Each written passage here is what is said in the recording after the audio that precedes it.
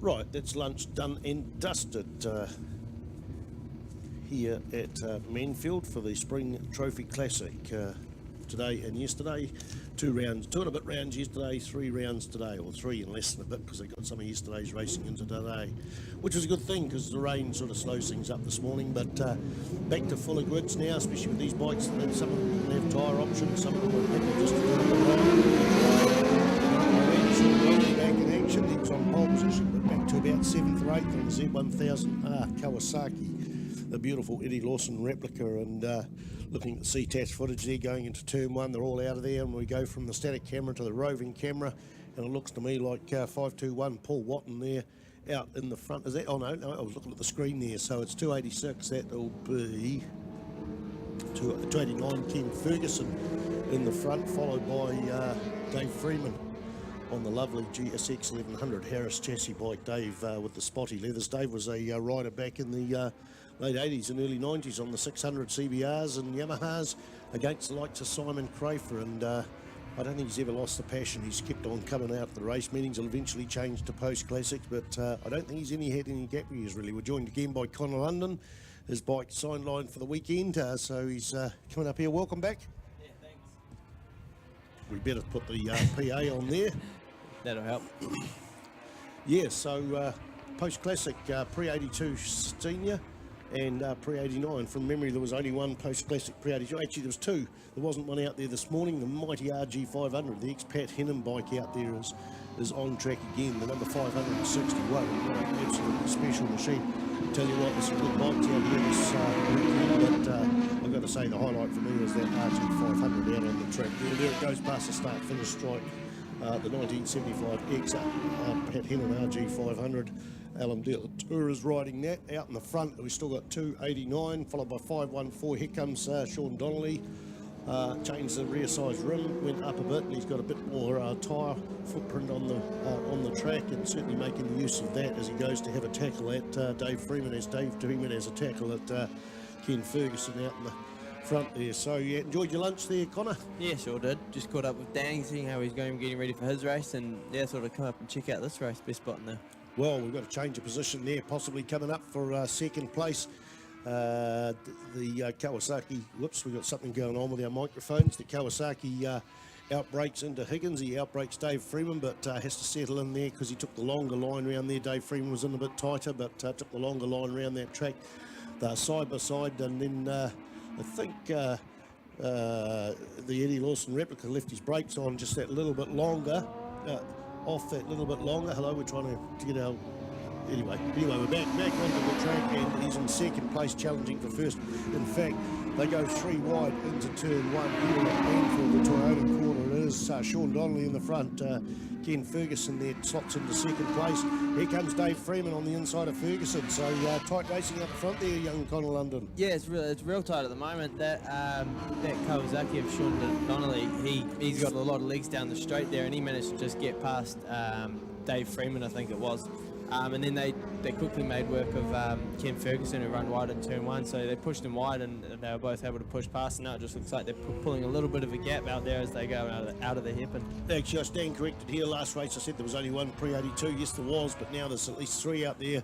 The Z1000R, which is leading as a pre-82 machine as well. He also runs a Z900. Haven't seen that for a couple of years. And additionally, we've got Paul De La Tour out there on the Alan De La Tour, sorry, on the RG500, and somewhere amongst it we should have the GS1000 there.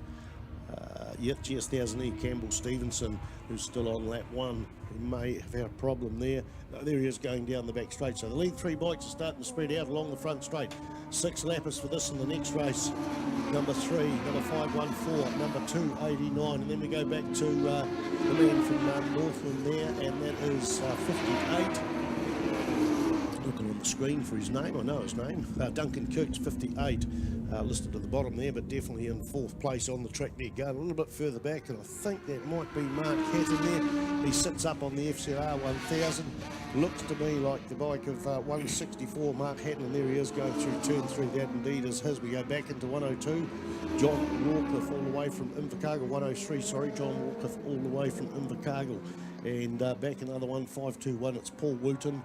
And on the GSX Suzuki GSXR. Paul Wooten's running that, the greeny colour, not a standard colour, but certainly some nice bikes out there. You a bit of a fan of any nationality of bikes there, young Connor?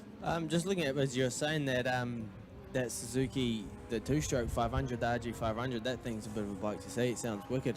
Yeah, and certainly a piece of history, you know. It's there was rumour that Ron Grant, who was a Suzuki factory rider, they used the letters RG off his name to name their new bike when they changed from the TR models to the RGs. I'm not too sure whether that's true, but that's something I'd heard along the way. And of course, the TRs come out and they were air-cooled for a while, then they went water-cooled, and then they did the 4-cylinder square 4, which was the RG500. And we saw Barry Sheen win some world championships of that. Some very popular riders on those. Marco Lucanelli, Graham Crosby rode them at the Isle of Man.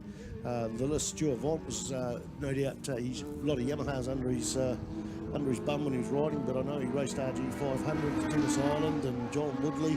The list goes on. That's just some of the Kiwis that have ridden them, and Marco Lucanelli, of course, an Italian. Out of the hairpin now, and Sean Donnelly opens those that throttle up there and winds it down the centre straight there with 514 Dave Freeman in behind. Looks to me Duncan Coote's bike there in third place is closing up there a little bit faster down that centre straight, and the early leader, 289, Ken Ferguson, has been relegated back to 4th spot. 5th spot, Mark Hatton. Or is that Andy Sheldon there? Mark Hatton should be in 5th spot. John Rockcliffe maybe. Don't know. It's Just looking at it, Duncan Cootes there, he's got quite a bit more speed than the boys in front of him, so he must have just got a bad start, but he's looking like he's reeling them in pretty quickly. He did a 1:13 that last lap, and the boys ahead of him were doing high 15, so it looks like he's on the way up as he goes into 2nd place into turn 1 there. Yeah, he definitely did. He just passed him just before the start-finish line, but he's made that stick, and outbreak Dave Freeman on the absolutely beautifully framed Harris English chassis GSX 1100 Suzuki. No fairings for 2 out of those front 3 bikes. They've got to have a little bit of extra cubes to push it through there, but a bit of smoke coming out of that number 58 too on the overrun there, so maybe that's a bit of valve guide issues and that sort of thing, but no doubt somebody will tell Duncan Cootes. White flag is out. It's a final lap. 71 passes the start-finish line. Stephen Cooper, and then we've got Alan Delatour and 102. Gian Louis, 102 Gian Louis. He used to run a GPZ 900, but now is running the GSXR Suzuki, and he's changed his number. He used to be 88, but now he's on the 102 machine. Where are those lead bikes? They're down the back straight there. Oh, look at this. Here comes Duncan Cootes here, just rockets past our friend Sean Donnelly on the number 3 machine. Donnelly comes back a bit, closes up under brakes there, or around that sweeper there, but it's going to be Duncan Cootes to the line for the final drive for the 6th lapper for the post-classic seniors, the pre-82 seniors and pre-89 Formula 1. There it is. Dave Freeman comes through on 514 in 3rd place there with 289. Ken Ferguson, John Rawcliffe on the 103 machine, apologies, all the way from Invercargill comes through, and Johnny takes 5th place, 164. Mark Hatton goes through there in 7th place, with Mark Hay getting ahead of him. Mark Hay on the 54 machine. 106, Andrew Skelton takes 8th spot there. 9th is 164, Mark Hatton, and Campbell Stevenson top 10. That's all the riders that have finished lap 6. Coming round the big sweeper is Stephen Cooper, and in behind them Delatour and John Louis still having a good fight. In fact, John Louis looks like he's trying to head off Delatour, but Delatour takes 12th spot across the start-finish stripe. David Dixon's still out there. He's probably coming around the sweeper now, and a DNF for bike number 56. Don't even know who that is. 56 is not even listed on my program. So that's it, done and dusted. Thanks, Connor.